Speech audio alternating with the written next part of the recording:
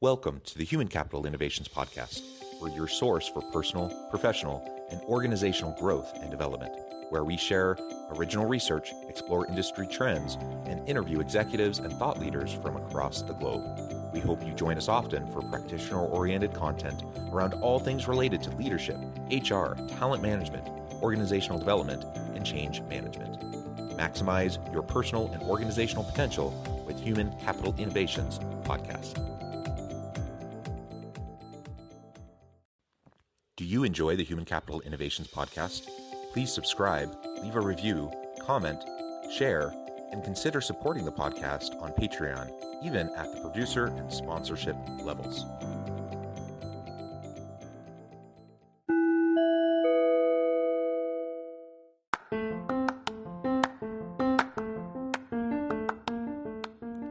Welcome to the Human Capital Innovations Podcast.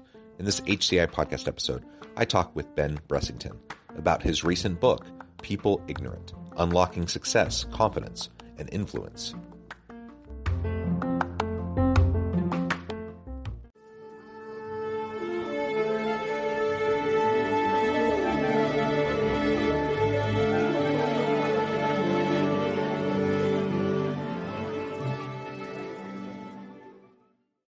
Benjamin Bressington, welcome to the Human Capital Innovations Podcast.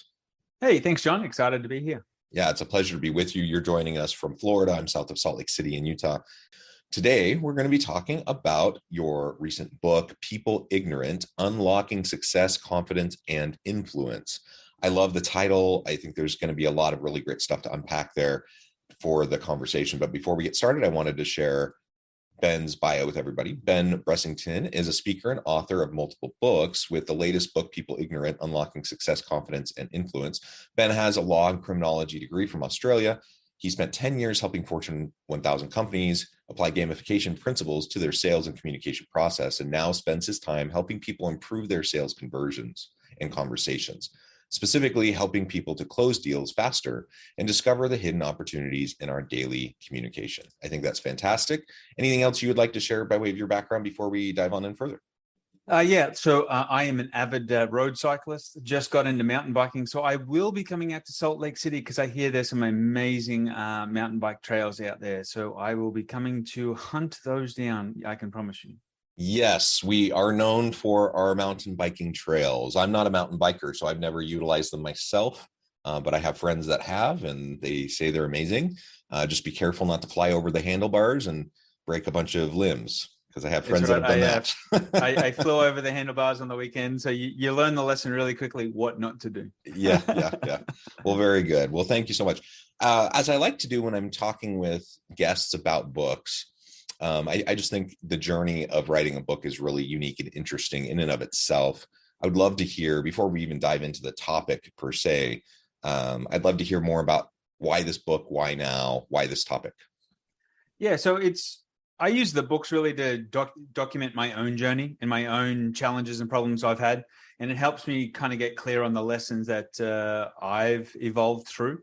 And this is actually my fifth book. I've actually got 6, 7, and 8 already written as well. I just have to complete them, which seems to be harder than actually writing them. The writing is the easier part. It's the editing and the proofing and everything that goes with it, which makes it much harder. And I just, I felt that with People Ignorant, I was really going through a lot of stuff personally, and I was going through a lot of stuff where I really wanted to document the lessons I'd learned from communication, because I was an extremely shy guy.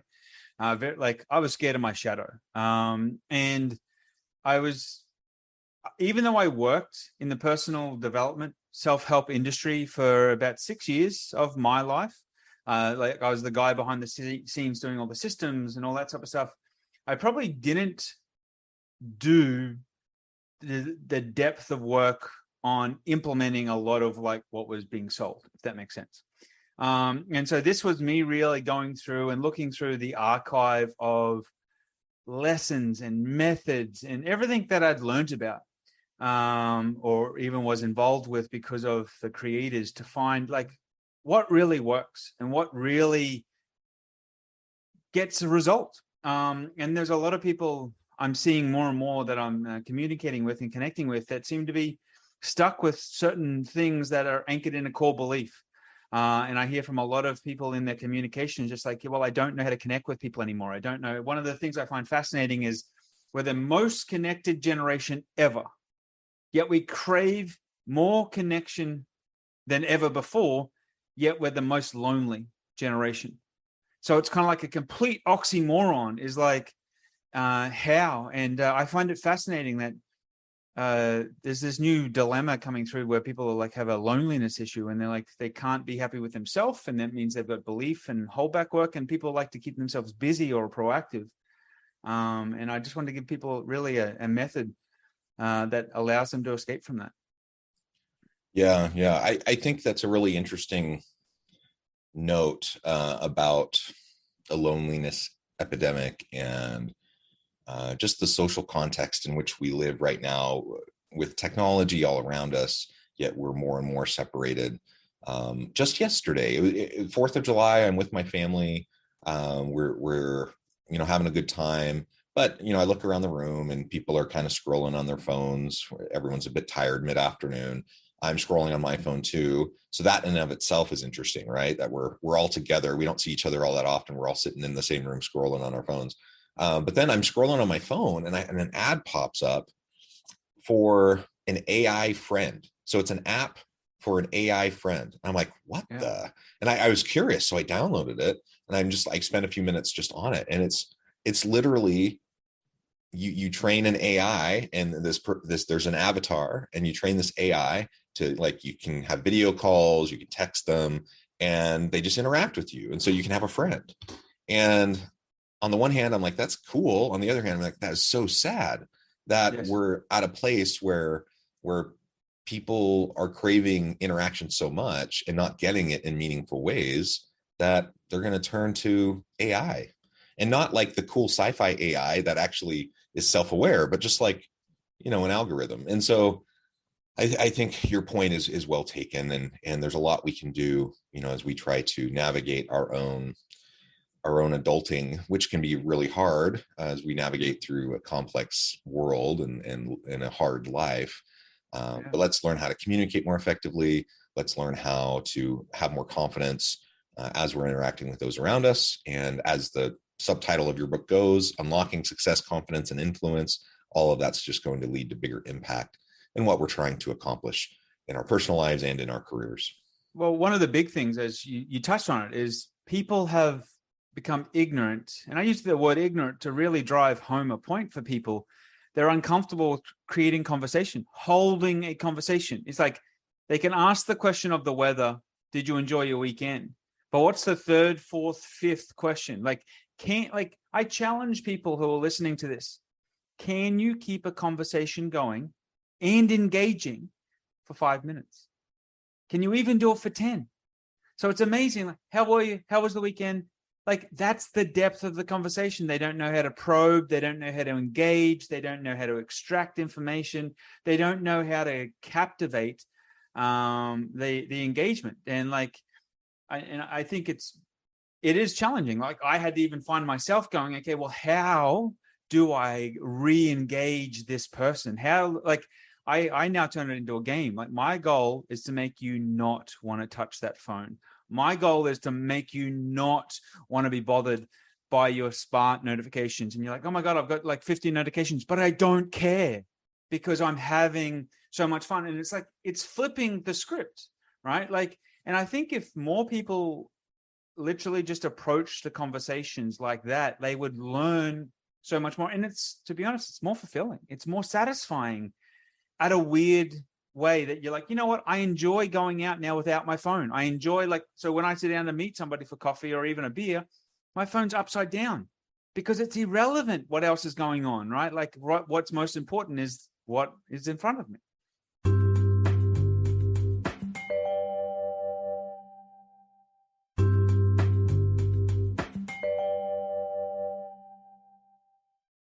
And even better than upside down, it's turned off or on silent in your pocket, right? With notifications muted. I find a lot of people put it on silent, but then their pockets go on vibration crazy, right? And then I'm like, I challenge you to leave your phone in the car. I challenge you to walk into the restaurant and literally connect. And it's fascinating. Even executives, or like, I deal a lot with salespeople, obviously, and salespeople don't know how to honestly connect with people. Which is ironic because that's what sales is all about, right? Yeah. So I want to dig into this. We've already touched on some of the kind of broader principles, but let's dive on in deeper to talk about how we can, as the subtitle describes, unlock success, confidence, and influence. That's wonderful. I want to be able to have more meaningful, authentic relationships and conversations with those around me. I recognize how important that is. I recognize how that's going to be beneficial to me, both emotionally, psychologically, but in terms of my business success as well. How do I go about doing it, especially if I'm trapped in this kind of never-ending downward spiral of just social media? And people sometimes have this notion that if they're engaging with people in a battle of words on Twitter, that somehow that will make up for the lack of actual real life conversation with people. And it just has such a negative impact. Like, people, especially if you're arguing with someone online, it's not fulfilling, it's not enriching, it's not enhancing in any way. It's just dragging you down. It's validating though. It's validating, and it's feeling like I am right. But what I find fascinating is so shallow. 50,000 followers, but nobody to take to dinner, nobody to have lunch with. Like, how? So yes, you're vindicated online, right? But like, the thing is like, who do you share life with? And as you said, diving in, right? All right. So one of the things I found fascinating with that is I simplified the personality models and all the personality systems out there from everything, right? So because one of the things that got me down this track is we literally created an AI that predicts personality types and shows you how to engage, how you engage with somebody else, right? So we simplified the 4 personality styles, so people can literally identify them anywhere. And one of the big things, you go, well, yeah, I've done a personality test, right? And like, which everyone has, or they had to do it at work or whatever it was. I'm like, so what did you do with it? So do you know how you need to adapt to speak to your kids, your partner, your parents? Can you identify their personality style in a way that allows you to go, okay, look, I can almost predict what they're going to say, and here's how I need to engage. One of the big fascinations I have with that is like, okay, do you know how that personality style deals with confrontation and defends themselves? So the thing is are you aware of the things that you are doing intrinsically that literally piss them off? And like, you just like, and until you can actually have awareness to that, how do you expect to connect with them? Does that make sense?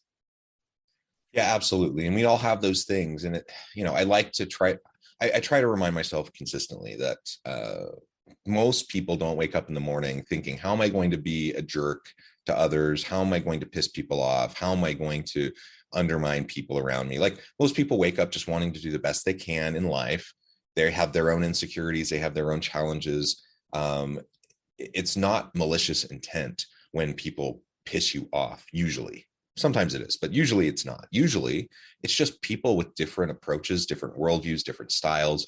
Often they're not even aware that they're pissing you off. No, they're really not. And if you get so pissed off all the time at things that aren't intended. No, I don't want to give people an excuse. Like, if you're saying jerky things and pissing people off all the time, you need to be more self-aware so you can learn how to not do that. But if I'm always walking around pissed off at those around me, I'm giving up all my power to people around me who, it's not all about me. Like, they're not trying to piss me off. Probably they're just going about their day. So why am I giving all of my autonomy and power over to people who aren't even aware they're doing it? Right. Yeah. But there's some personality styles that literally feed off that. Like, that is like, so for you, it's energy sucking, but for them, it's energy, like, it's empowering. And when I was getting trained by some of the guys who train like black site CIA interrogators and all this crazy government stuff, which is like a fascinating rabbit hole that you fall into. And like, these are the guys who taught me the hypnosis and all this type of stuff, right? And like, they can literally redesign a personality style. So you can literally tell them everything they want and they will reprogram your personality. to be able to do that you can activate at any point in time or just have it permanent. And a lot of celebrities do this.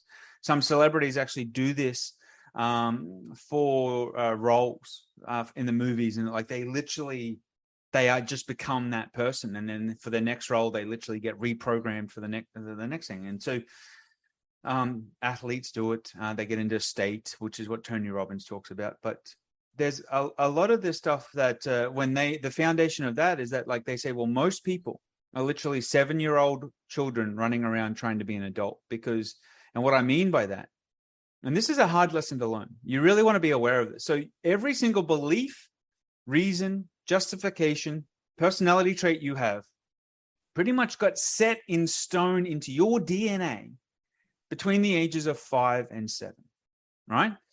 And it gets set in stone because of a little kid trying to protect themselves from the world, not be ridiculed, not be made fun of, not be harmed. Yet that little kid is now trying to live life. And at no point in time have you sat there and said, you know what? These beliefs that I had when I fell off the seesaw in the playground and everybody laughed at me, and now I've got to be this big tough guy that nobody can laugh at, and I've got to drive that 4-wheel drive that's completely lifted and got the balls hanging from the back of it, like that complete MFA, like kickboxing, like I'm going to take no crap from nobody type person. Like, it's fascinating how you get these mindsets locked into things. And when you become aware of that, you can go, well, hold on, is this belief actually helping me thrive or helping me die? And when you start to really analyze your beliefs, you can start to work out your personality. And I'm like, well, where did that belief even come from? And I even do it to this day. Like I literally, and here's the hack for anyone that's interested. Is it okay if I share that? Yeah, absolutely. This one's not even in the book, so this is a bonus. This is a lesson I added to the book for the video training. But I actually have a list of Post-it notes on my desk. And I literally write down, when I have this belief, this little voice, this little thought, like if I'm having a conversation with John here and I like the voice in my head, like just says something, he doesn't believe me, blah, blah, blah, blah, or whatever it is, right? I'll literally write it down. And then I put the word evidence. And what I'm asking myself is, what evidence am I using to validate this belief? Or what evidence would I actually need to provide for myself to invalidate this belief? Because there's a lot of things we believe that we have no evidence for. And this is where a lot of fears stem from. And so this is a very, very important hack that you could use right now in your day. And you can start to analyze, so I'm doing this because my mum said not to go outside because it's cold one day. And is it okay if I give another example? Yeah. So I can remember, so for the longest time, I would travel around the world. I would go to Disney and I'd kind of be cranky, right? I wouldn't have fun. I wouldn't enjoy myself. And which is pretty ironic because you're meant to be in the happiest place in the world, right?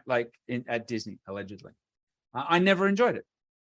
And I'm like, so why do I have this belief? And I had to dive in. And pretty much when I was 6 or 7, I was messing around with my brothers in a hotel parking lot or garage on one of the hotel, the big hotel trolleys. We were 3 boys, right? We were playing, running amok, right? And we were using the thing as a skateboard, right? And we were all having a blast. We were having fun. My dad was loading the baggage into the car, and us boys were there was no one else in the parking lot. So we were just going wild. And this little old lady comes down the lift and just starts yelling at us. You can't do this, blah, blah, blah, blah, blah, blah, right? And what I made that mean as a 6-year-old child is that I can't have fun. I can't enjoy myself. And if I do, I'll get in trouble. Right? And so for the longest time, you hear that and you're like, well, that's crazy, right? But one experience, reset my enjoyment level of life for 25 years.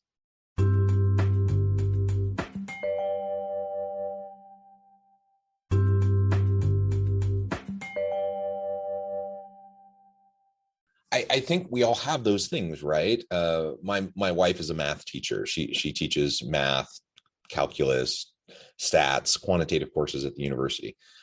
And she does research in self-efficacy in the science of learning, and just specifically things like math anxiety and what causes people to really struggle with math. And some people truly, don't have a huge aptitude for math. But what she finds is the vast majority of people who struggle in math, it has nothing to do with their actual ability, but you can map almost every single one of those individuals back to a time in grade school, usually like third or fourth grade, where their teacher said, made them feel stupid or said they weren't good at math or something like that. And they carry that with them their entire lives. And they just accept that label that I'm no good at math. And then they just get anxiety every time they have to do anything quantitative. And it really has almost nothing to do with their ability. And so, she spends time helping. I mean, it may sound counterintuitive to like taking a quantitative university course, but she spends time just helping unpack that and helping students think through that and reflect on that and try to get past that so that they can succeed in her courses. And she has had great success with that. And that's just more of what you're talking about. I think that 100%. Yeah, that we all have those things, and it requires meaningful self-reflection. It requires just awareness, attunement to ourselves, recognizing again that we all have those things, and most of them are uncovered. And some people go to talk therapy to uncover this stuff. Some people just have good friends, family that they can talk things out with. Others can journal. I mean, there's lots of different ways to go about doing this, but the point is we need to do it if we want to be our best self, if we want to have the most impact in the world around us. And like after dealing with a lot of the people I've dealt with, one of the biggest things they said the biggest benefits of hypnosis was literally providing people with confidence in any moment, confidence in just themselves, comfortableness in your own skin to be able to make that phone call, to be able to handle that rejection, to be able to have an awkward conversation. And once again, there's a skill with that. And the thing is I know for the longest time, like I ran from conflict. I ran from having awkward conversations because I felt so awkward. So that meant like my success was limited until the moment in which having an awkward conversation, and then I would go sideways, backwards in a whole new direction because avoiding the one thing. But yet there's massive breakthroughs for people there. So there's, as you said, the core to all of this is becoming aware of what am I doing? What am I responding? What am I believing in this moment? Even the people listening to this right now, what are you hearing? You could have 10 people listen to this podcast and you'd have 20 opinions of what actually was said, what was actually done, and what it means. And this Australian guy is crazy. Yeah. Okay, great. Cool. But other people would be like, wow, like boom, like there's some awesome stuff here. There was like gold nuggets left, right, and center. So it's interesting that this is what's forming a lot of this type of stuff. It's very now important for company culture, workplace culture of your family even. And like you have to ask yourself, like, so the next 4th of July, do you want it to be like this 4th of July? Like, do you have to go get some cornhole bags and some bean bags and like go, hey, okay, here's the box. Everyone's phone's going in for the next 1 hour. We're going to connect. We're going to talk about what's going on in life, and we're going to have a fantastic time.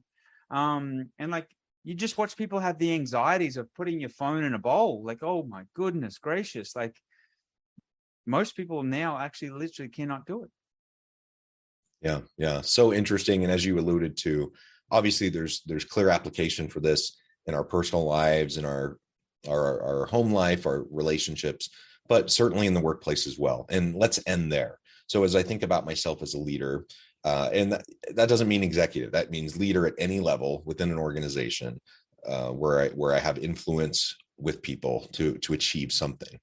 If I think of myself as a leader, it starts with self-awareness so that I know why I lead the way I lead, why I respond to people the way I respond, why things trigger me that may trigger me. So it starts there. I need to understand that about myself. Then I need to work to understand that about my people and to help them understand that about themselves too, right? And that can be just as challenging. Any thoughts on how we can start that process for our team? Yeah, 100%. One of the best things I could recommend is obviously having everybody take a personality assessment. And that doesn't have to be complicated. Use what you've got. If you don't have one, we can even provide you with tools to do it. We don't even require you to answer questions anymore. We can actually analyze your LinkedIn, your emails, and we can actually create a culture map. We can show you the personalities that are actually conflicting with each other that you didn't know, which is quite fascinating, because I love discovering the things where the customer support person and the sales person has a conflict because they said something at a water cooler or a party. So every time you that salesperson sends their work over to customer support or fulfillment, for whatever reason, your stuff goes to the bottom of the pile, right? Which then creates this bad experience for client. Like, it's all unintentional, but it's all very passively, aggressively. So it's like, when you understand this, you're like, well, hold on, we can just resolve these issues, right? So, and there's those steps you want to take. So I'd highly recommend doing that, and then working at, you should know the personality of everybody on your team. And you should know, how do I piss them off? How do I empower them? If you can define those two things, you can create a culture that is fantastically fun, so enjoyable, so empowering, and your company your success, your influence will explode. One of the things you really want to work on is just do that exercise of, just for the next few hours, write down every thought, every belief you have, every justification. Why did you just do that the way you did it? Have you thought of doing it a different way? Or you might be like, that sounds like too much work, Ben. Well, I challenge you. Hold a conversation with somebody for 10 minutes. And let me know if you can even do it. And if you can't, I'll give you the scripts and I'll give you some tips on how to hold the conversation. I think that would help people a great deal. Yeah. And of course, it becomes more and more natural as we get practice, just like anything else, right? Well, this is wonderful, Ben. It has been a pleasure talking with you about principles in your book and some of the insights that you've written about. I encourage listeners to check out the book. Before we wrap up, I just wanted to give you a chance to share with listeners how they can connect with you, where they can find your book. Let us know anything like that, and then give us the final word on the topic for today. Yeah, so if people want to check out the book on Amazon or wherever good books are found, recycled stores or all of the fun places, right? But if you do want to reach out to help@behaviorsales.com and you mention this podcast, you will get a digital version of the book for free, as well as some free trainings and bonuses. And you get access to our forum where you'll find people talking about this stuff. And it's free for you to engage. So there's bonus resources. If you reach out to help@behaviorsales.com and mention the podcast, you will get access to all of those goodies, just as my way to say thank you. Wonderful. Thank you, Ben. It has been a real pleasure. I encourage, again, listeners to reach out, get connected, find out more about what Ben can do for you. Check out the book. And as always, I hope everyone can stay healthy and safe, that you can find meaning and purpose at work each and every day. And I hope you all have a great week. Thanks again for joining us for this episode of the Human Capital Innovations Podcast. I hope you stay healthy and safe and that you have a great week.